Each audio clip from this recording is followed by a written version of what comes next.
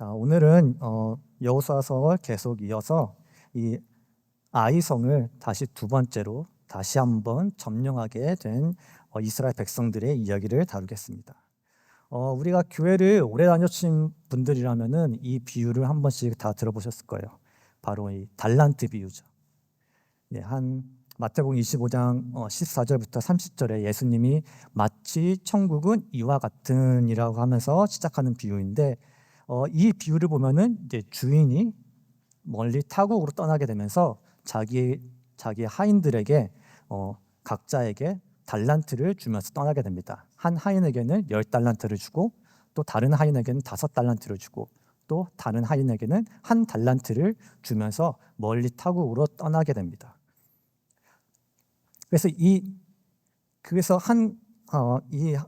어느 정도의 이제 시간이 흘러서 이 주인이 타국에서 다시 이제 돌아왔을 때, 이 하인들이 주인에게 받은 그 달란트로 무엇을 하였는지 주인에게 다시 리포트를 하죠. 그래서 10달란트 받은 하인은 자기가 받은 10달란트로 다시 10달란트를 남겼다라고 주인한테 보고하고, 5달란트 받은 하인도 똑같이 나도 동일하게 5달란트를 남겼다라고 리포트를 합니다. 근데 한 달란트를 받은 그 하인은 자기가 그 받은 1달란트를 땅에 묻어놓았다라고 합니다. 그래서 이 묻어놓았던 이 1달란트를 다시 주인에게 돌려줍니다.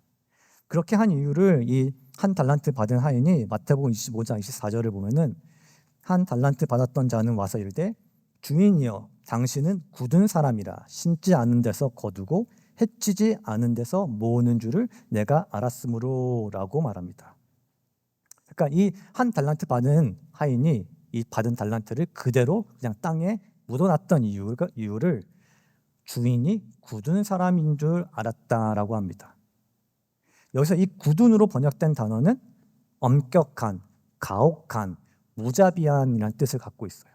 그래서 자신의 주인이 그런 엄격하고 이렇게 가혹하고 무자비한 사람으로 알았기에 그냥 그 1달란트를 땅에 묻었다는 거죠.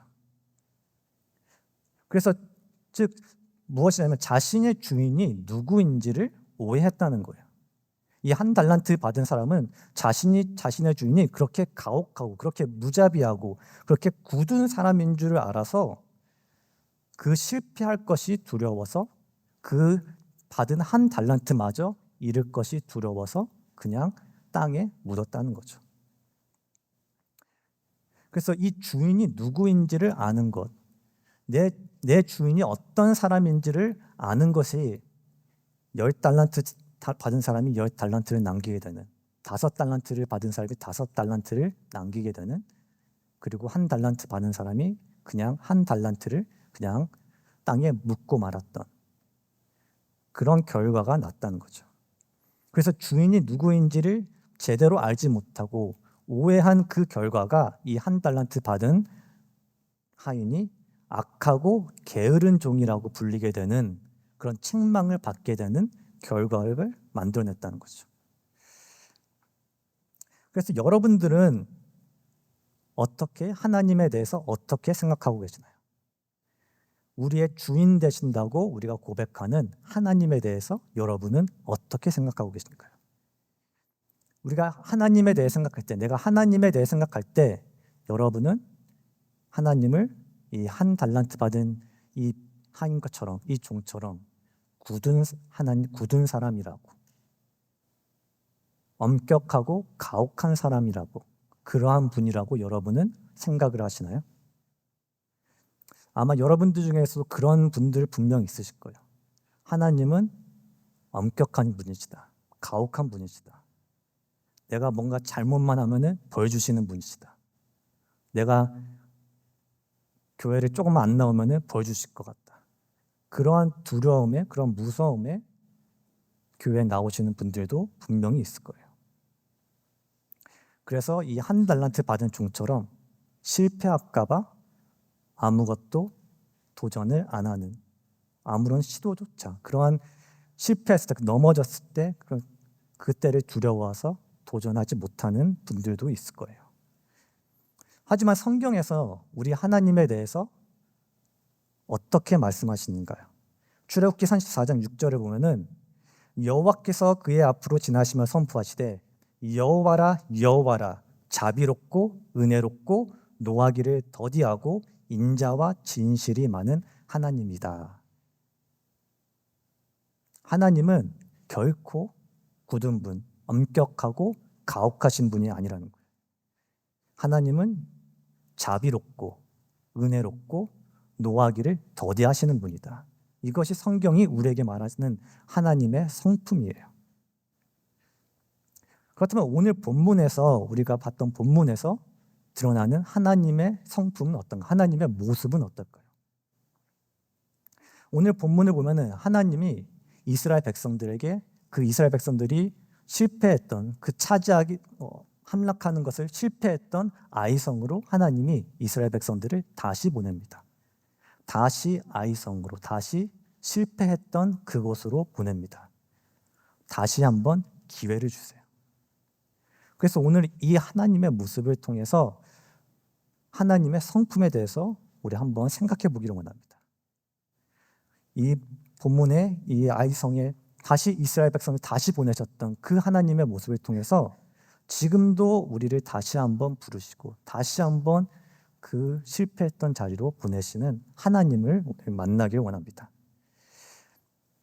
오늘 본문의 백그라운드를 조금 보면은 이스라엘 백성들이 이 자그마한 성이었던 아이성을 공격하러 올라갔다가 실패하는 완전히 실패하는 그러한 힘든 그런 아픔을 경험하게 됩니다. 그 이스라엘 백성들이 이 조그맣던 아이성을 함락하는 것을 공격하는 걸 실패했던 그 첫 번째 이유로는 이스라엘 백성들 가운데 죄가 있었죠. 이 아간이라고 하는 사람이 하나님께 온전히 바친 것에 손을 대는 그런 죄가 있었어요.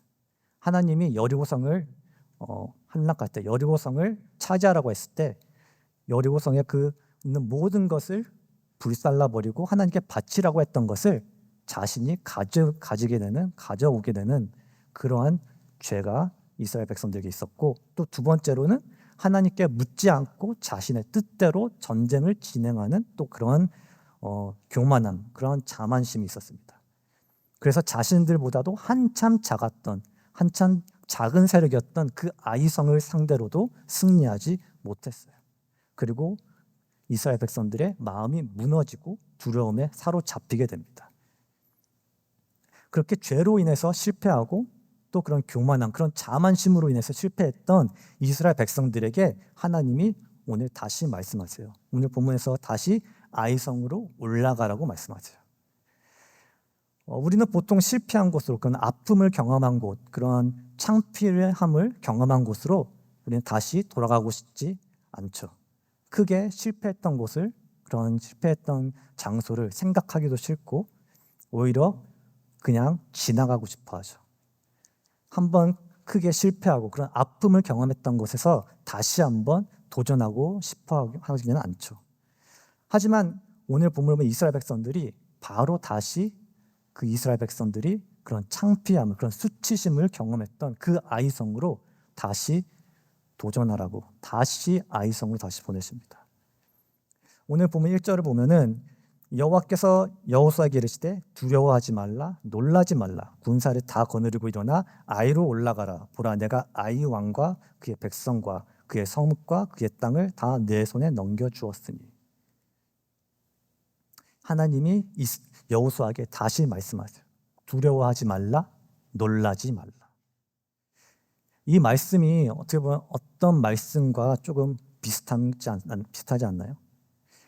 여호수아가 이스라엘 이 모든 백성들의 리더가 처음 되었을 때 하나님이 여호수아에게 주셨던 말씀, 이 이스라엘 백성, 이 큰 민족이 된 이스라엘 백성들을 약속의 땅으로 인도하는, 그 가나안 땅을 정복하는 그 하나님의 일을 감당해야 될, 이제 감당해야 될 이 여호수아에게 하나님이 하셨던 말씀, 강하고 담대하라.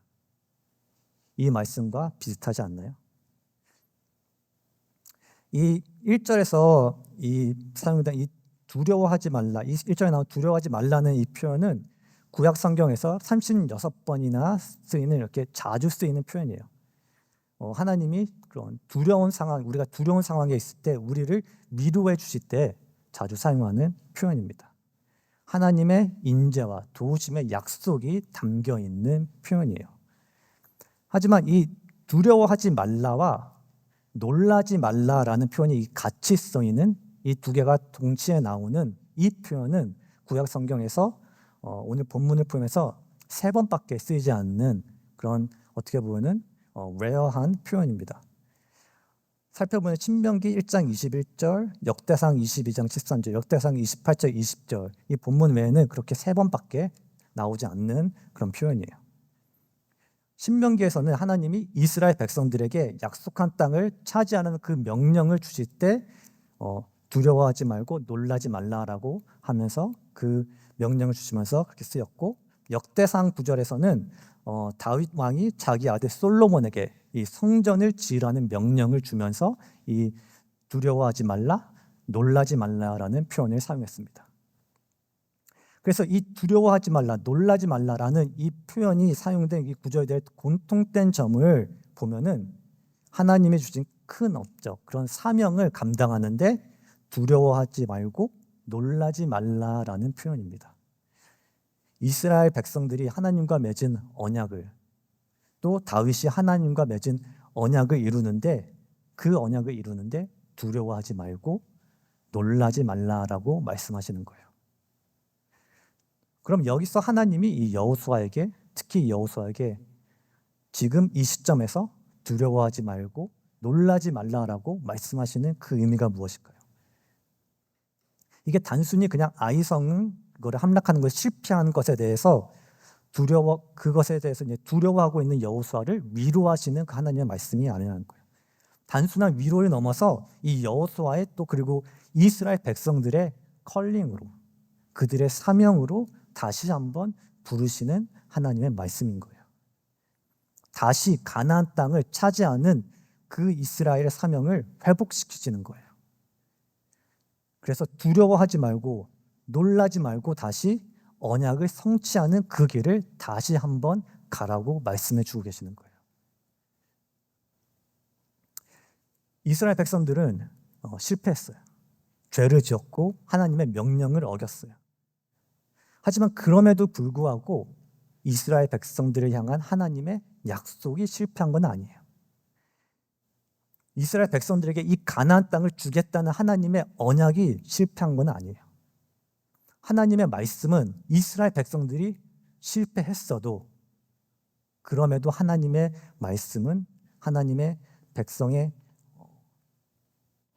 하나님의 그 이스라엘 백성들을 통해서 하나님의 나라를 이루겠다는 그 하나님의 약속은 여전히 참했고 실패하지 않았다는 거예요. 그래서 하나님이 실패했었어도, 여호수아에게 너가 실패했었어도 두려워하지 말라, 놀라지 말라, 다시 올라가라고 말하는 거예요. 다시 도전해라. 가나안 땅을 다 내 손에 주었으니 다시 아이성으로 올라가라고 말씀하고 있어요. 여러분, 저와 여러분들은 모두 완벽하지 않습니다. 그거는 누구도 다 인정할 거예요. 우리는 넘어지고 실패합니다. 이 이스라엘 백성들이 갖고 경험했던 이 아간의 죄, 하나님께 온전히 드려야 하는 것을 드리지 못하는 그 죄, 하나님께서 마땅히 받으셔야 하는 것을 내가 내 마음대로 한 그 죄, 그 죄에서 우리 또한 깨끗하다고 말할 수 있을까요? 아간의 죄와 이 하나님께 드려야 될 것을 온전히 드리지 못한 그 죄와 여호수아의 그 교만한 죄, 내 능력으로, 내 스스로 할 수 있다고 생각해서 내 힘으로 한 그 죄, 그 죄를 우리는 매일, 아니 하루에도 몇 번씩이나 지고 있지 않나요? 하나님이 약속하신 그 길을 걸을 때, 하나님이 인도하시는 그 하나님의 길을 걸을 때 우리는 넘어질 것이고 실패할 것이에요. 그리고 아마 지금 여기에서도 지금 넘어져서 실패해서 하나님의 길에서, 그 사명의 길에서 주저앉아 있고 있는 분들도 아마 있으실 거예요. 이럴 때 우리가 넘어졌으니까, 실패했으니까 이제 끝이다. 이렇게 실패한 내가 어떻게 하나님을 위해서 다시 일할 수 있을까? 하나님은 이렇게 실패한 나를 어떻게 다시 사용하실 수 있을까? 그렇게 생각하는 분들도 분명 있으실 거예요. 그러나 오늘 말씀이, 오늘 본문이 우리에게 주시는 그 은혜는 우리에게 아간과 같은 죄가 있을지라도, 우리에게 여호수아와 같은 죄가 있을지라도, 우리가 그렇게 실패하였고 그렇게 넘어졌고 하나님이 함께하지 않는 것과 같이 느껴질지라도, 그러할지라도 우리가 회개하고 다시 돌아올 때, 우리 죄를 해결하고 다시 하나님을 부르짖으며 돌아올 때 하나님이 이렇게 말씀하신다는 거예요. 두려워하지 말라, 놀라지 말라. 너를 향한 나의 계획은 아직도 변하지 않았다. 그래서 다시 올라가라. 다시 도전하라. 다시 한번 너가 넘어졌던 곳으로, 다시 한번 너가 실패했던 그곳으로 나아가서 다시 한번 아이성으로 올라가라고 이렇게 말씀해 주신다는 거예요. 그렇다면 그렇게 실패했던 곳에서, 넘어졌던 곳에서 우리가 다시 해야 할 것은 무엇일까요? 오늘 본문 2절을 보면은 너는 여리고와 그 왕에게 행한 것 같이 아이와 그 왕에게 행하되라고 말합니다. 여러분, 이스라엘 백성들이 여리고 성을 어떻게 함락했나요? 여리고 성이 무너진 것이 이스라엘 백성들의 수가 많아서도 아니었습니다. 그들의 전략이 뛰어나서도 아니었고, 그들이 여리고 성의 그 군사들보다 더 용맹하고 더 힘이 세서 더 좋은 무기를 갖고 있어서 그런 것도 아니었습니다. 여호수아와 이스라엘 백성들이 이 여리고 성을 함락시킬 수 있었던 그 유일한 이유는 그들이 온전히 하나님의 말씀을 따랐기 때문이에요. 온전히 하나님의 말씀에 순종했기 때문에 그들이 여리고 성과 그 성의 왕을 함락하고 차지할 수 있었던 것이죠. 아무리 자신의 생각으로는 이해가 안 되고 또 말이 안 되는 것 같아 보일지라도 성을 매일 한 바퀴씩 돌았을 때 뭐 성이 무너지게 된다는 그런 전략을 그들이 본 적도 없고 들어본 적이 없을지라도, 세상의 모든 싸우는 방식과 전혀 다를지라도, 세상의 방식을 거슬러 간다고 할지라도 나의 생각과 나의 판단을 믿는 것이 아니라 하나님의 말씀을 믿고 끝까지 따랐다는 거예요. 그랬을 때 여리고 성이 무너졌다는 거예요. 그랬을 때 하나님의 놀라운 역사를 보았습니다. 그래서 여호수아와 이스라엘 백성들이 여리고와 그 왕이 행한 것은 결국에는 온전한 순종이었다는 거예요. 그래서 하나님이 말씀하시는 거예요. 그 여리고와 그 왕에게 행한 그 온전한 순종을 이제 이 아이성과 그 왕에게도 행하라. 다시 말씀에 순종하라고. 다시 말씀을 따르라고. 여리고 성을 함락하기 위해서 정말 말도 안 되는 그런 전략을, 그런 방법에도 끝까지 순종했던 것처럼, 끝까지 믿음으로 따랐던 것처럼 다시 그 믿음으로 하나님께 순종하라고 말씀하시는 거예요. 아이성의 실패는 절대로 하나님의 약속이, 하나님의 말씀이 실패하거나 변해서가 아니라는 거예요. 하나님이 약해서, 하나님이 도와줄 수 없어서 이스라엘 백성들이 실패한 게 아니라는 거예요. 아이성을 함락한 데 실패한 유일한 이유는 아간의 죄로, 그 이스라엘 백성들이 갖고 있었던 그 죄로 인해서 하나님이 함께하지 않았기 때문이에요. 이것은 우리 삶 가운데서도 마찬가지예요. 우리가 하나님의 길을 걷다가, 우리가 하나님의 부르신 그 사명의 길을 걷다가 실패하였을지라도 그것은 우리를 향한 하나님의 계획이, 약속이 변해서가 아니라는 거예요. 하나님이 변하셨어도 아니라는 거예요.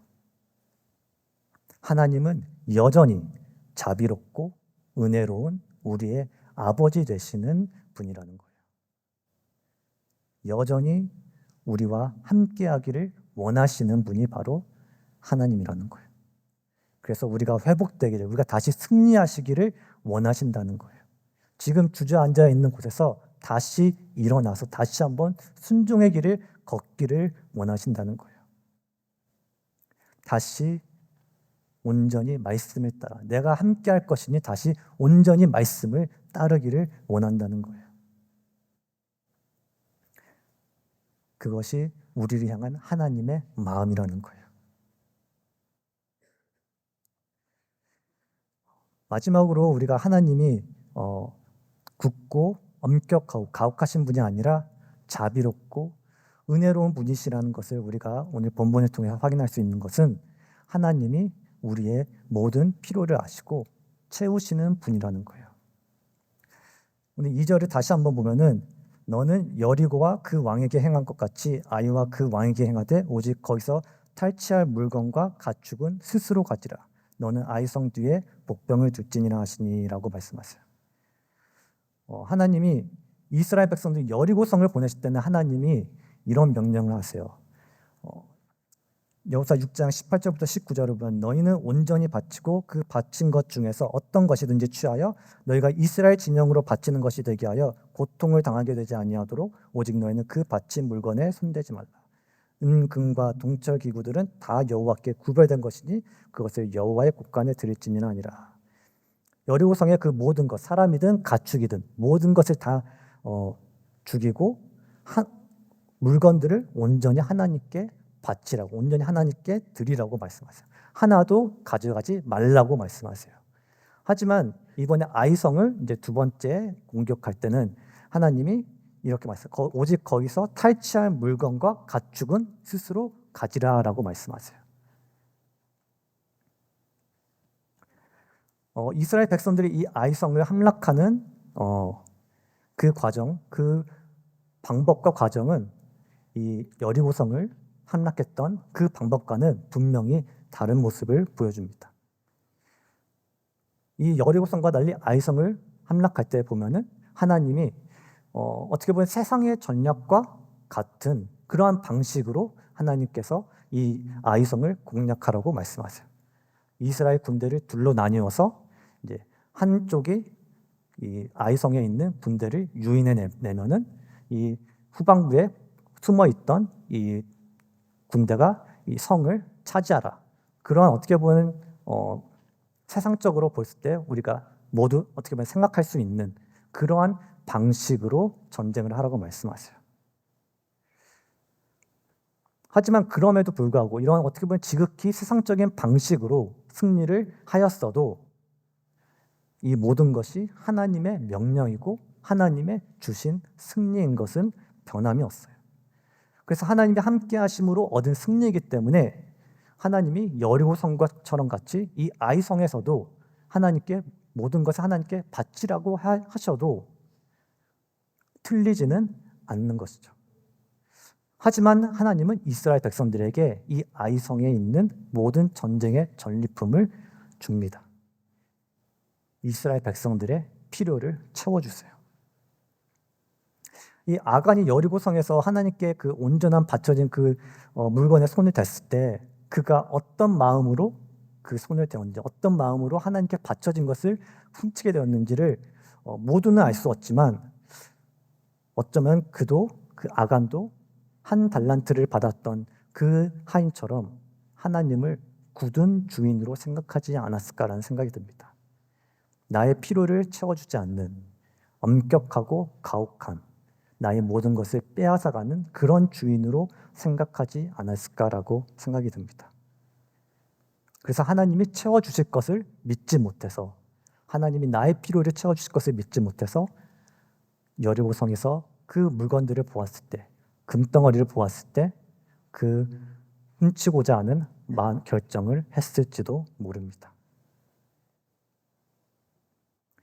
아간이 만약 그 다음 이 아이성에서 하나님이 이스라엘 백성들의 필요를 채워줄 것을 알았다면 이 아이성에서 그 아이성에 있는 모든 것을 하나님이 이스라엘 백성들에게 줄 것을 미리 알았다면은 어쩌면 아간은 그렇게 하나님의 것에 손을 대는 그런 죄를 짓지 않았을지도 모를 것입니다.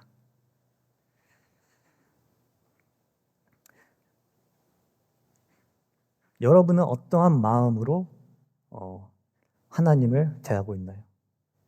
내가 하나님의 부르심에 응답하여서 하나님의 길을 갈 때, 내가 그 사명의 길을 갈 때 하나님이 여러분의 삶을 반드시 채워주시고 베풀어 주실 것을 믿습니까? 여러분들의 모든 필요를 채워주실 것이라고 믿고 있습니까?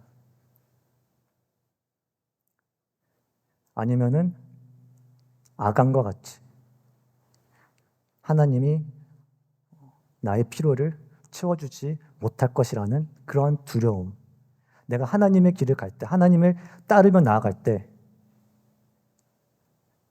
하나님의 부르신 길을 간다면은 하나님이 나를 필요를 채워주지 않는 그런 고난의 길로, 그런 어려움의 길로, 그런 가난의 길로 인도하실 것 같은 그런 두려움이 있습니까?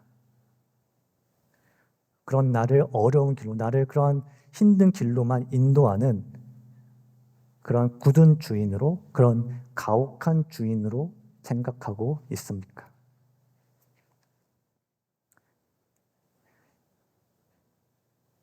예수님은 우리에게 이런 말씀을 하셨습니다. 너희는 먼저 그의 나라와 그의 의를 구하라. 그리하면 이 모든 것을 너희에게 더하시리라.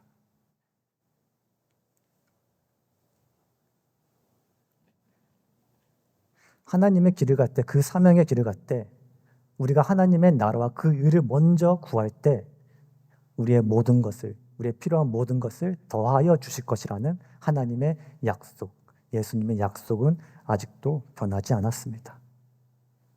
그리고 빌립보서 4장 19절에 나의 하나님이 그리스도 예수 안에서 영광 가운데 그 풍성한 대로 너의 모든 쓸 것을 채우시리라라고 고백했던 바울의 약속 또한 변함이 없습니다. 예수님은 하늘 아버지께서 이 모든 것이 너희에게 있어야 할 줄을 아시느라라고 말씀하십니다.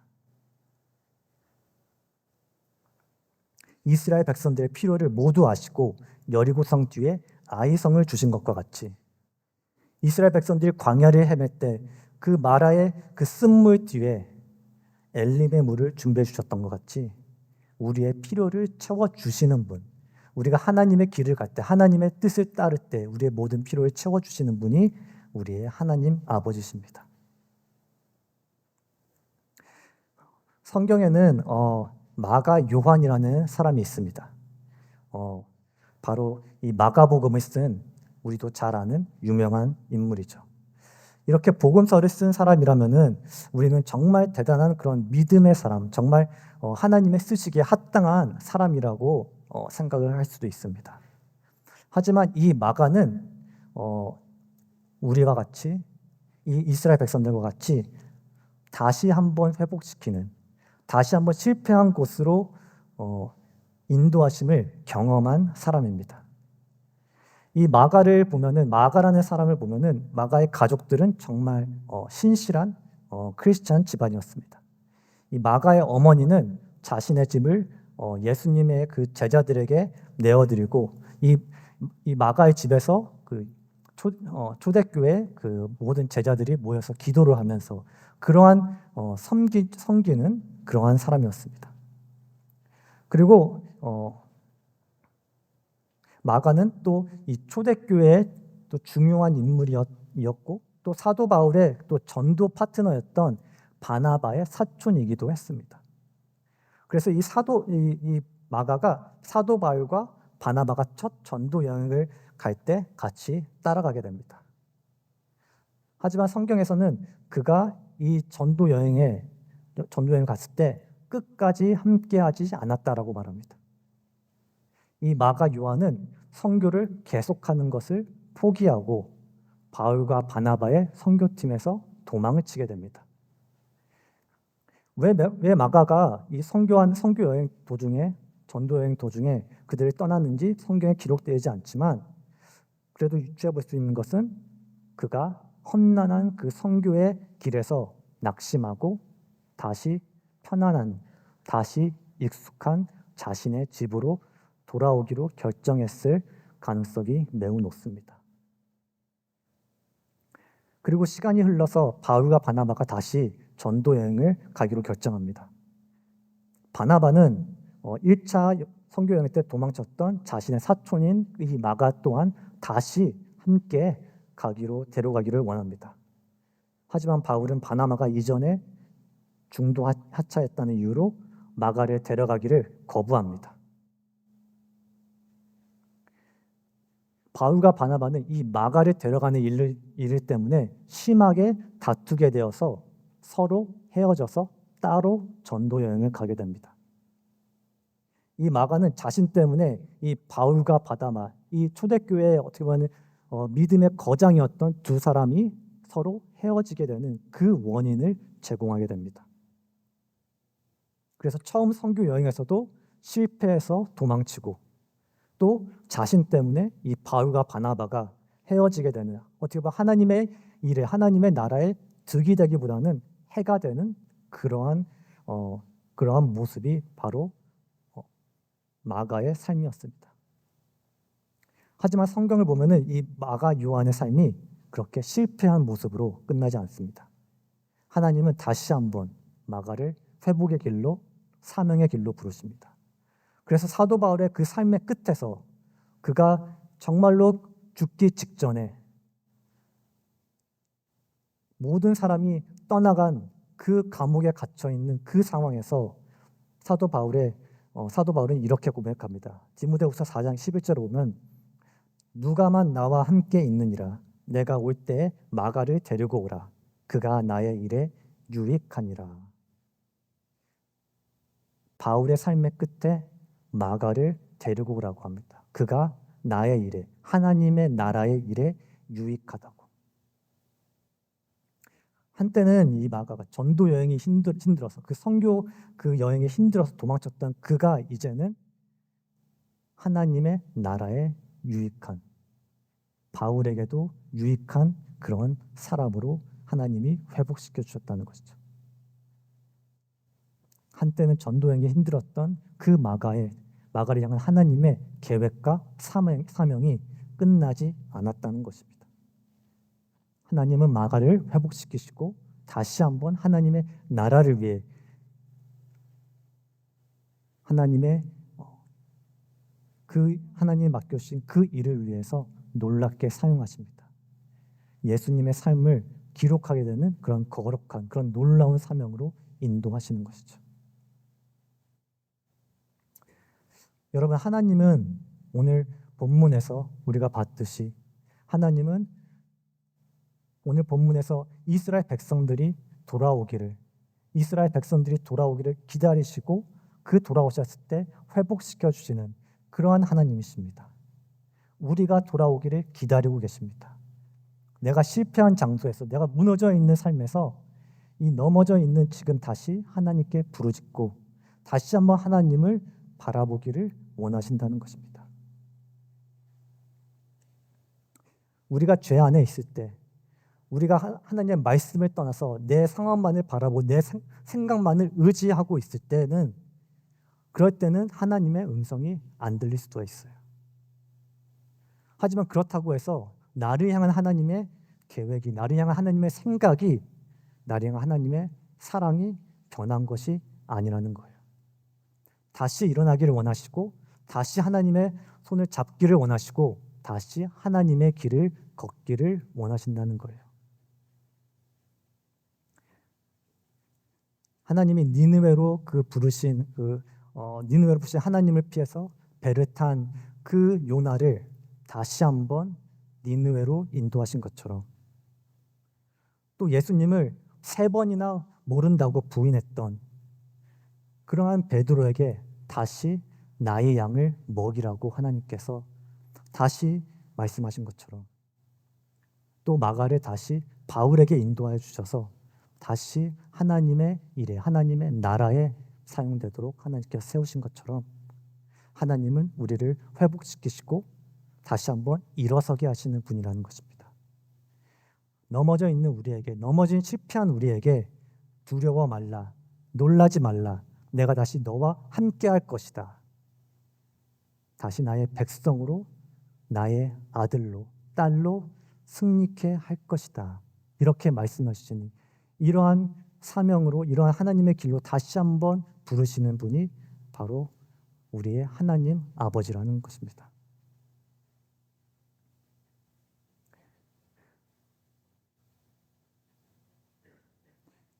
출애굽기 34장 6절을 우리 한번 다 같이 한번 읽어볼까요? 시작. 여호와께서 그의 앞으로 지나시며 선포하시되 여호와라 여호와라 자비롭고 은혜롭고 노하기를 더디하고 인자와 진실이 많은 하나님이라. 이것이 우리를 향한 하나님의 마음입니다. 우리가 어떤 실패를 경험해서 우리가 얼마나 우리의 삶이 지금 무너져 있는지 하더라도 하나님은 우리를 다시 한번 그 실패한 곳에서 다시 한번 그 승리의 길로 인도해 주시기를 원하신다는 거예요. 그래서 이사야서 43장 18절을 하나님이 이렇게 말씀하십니다. 너희는 이전 일을 기억하지 말며 옛날 일을 생각하지 말라. 그러니 여러분 또한 예전의 실패에 머물러 있지 마시길 바랍니다. 하나님의 길을 걷기 위해서 하나님의 말씀에 순종하려고 몸부림치다가 실패했던, 넘어졌던 그 기억들을 하지 말기를 바랍니다. 하나님의 일을 하다가 받은 상처와 아픔, 그 실패한 이전 일들을 기억하지 마시길 바랍니다. 다시 한번 우리가 우리의 죄를 회개하고 다시 한번 하나님의 길을 걷고 다시 한번 하나님의 은성에 반응하고자 다시 한번 하나님의 부르심에 순종하고자 나아갈 때 하나님은 다시 한번 우리와 함께 하시며 우리와 동행하시며 우리의 승리의 길로 인도해 주실 줄을 믿습니다. 그리고 지금 여러분들이 실패가 두려워서 하나님의 부르시는 그 길에 주저하고 있다면은, 머물러 서 있다면은 두려워하지 말고 그 부르시는 음성에 순종하시기를 바랍니다. 실패할지라도 하나님께서 다시 세워주시고 다시 승리의 길로, 아무리 몇 번이나 실패할지라도 하나님은 여러분을 향한 그 계획대로, 약속대로 분명 승리의 길로 인도해 주실 것입니다.